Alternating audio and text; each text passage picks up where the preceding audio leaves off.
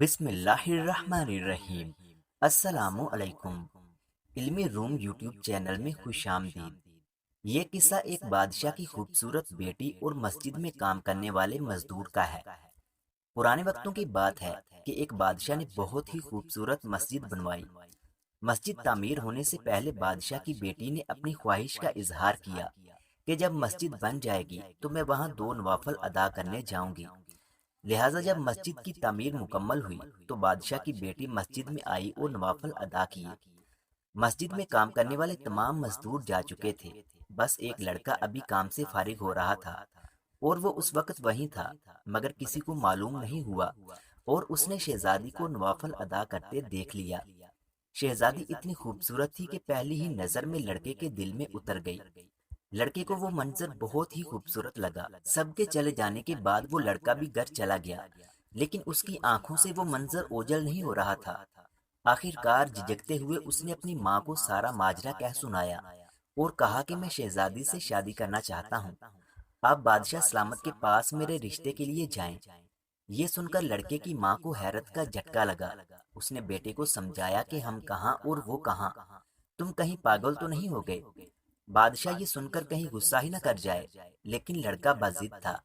اس منظر کے بعد نہ ہی وہ کوئی کام کرتا تھا اور نہ ہی کچھ کھاتا پیتا تھا۔ بہت دن ایسے ہی گزر گئے، لیکن اس کی حالت بہت بری ہوتی گئی اور وہ بیمار ہو گیا، حتیٰ کہ مرنے کے قریب پہنچ گیا۔ ماں سے اپنے بیٹے کی یہ حالت دیکھی نہ گئی اور آخر کار وہ بادشاہ سلامت کے پاس چلی گئی اور ساری بات بادشاہ کو بتا دی کہ میرا بیٹا شہزادی سے بہت پیار کرتا ہے اور اس سے شادی کرنا چاہتا ہے، ورنہ وہ مر جائے گا۔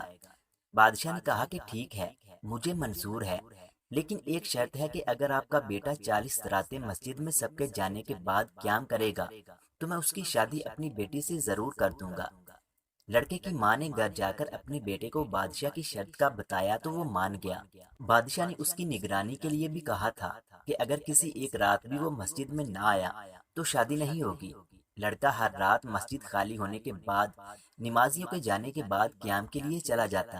اسی طرح 40 راتیں گزر گئیں، بلکہ کئی اور راتیں بھی گزر گئیں، لیکن لڑکا بادشاہ کے پاس نہ گیا۔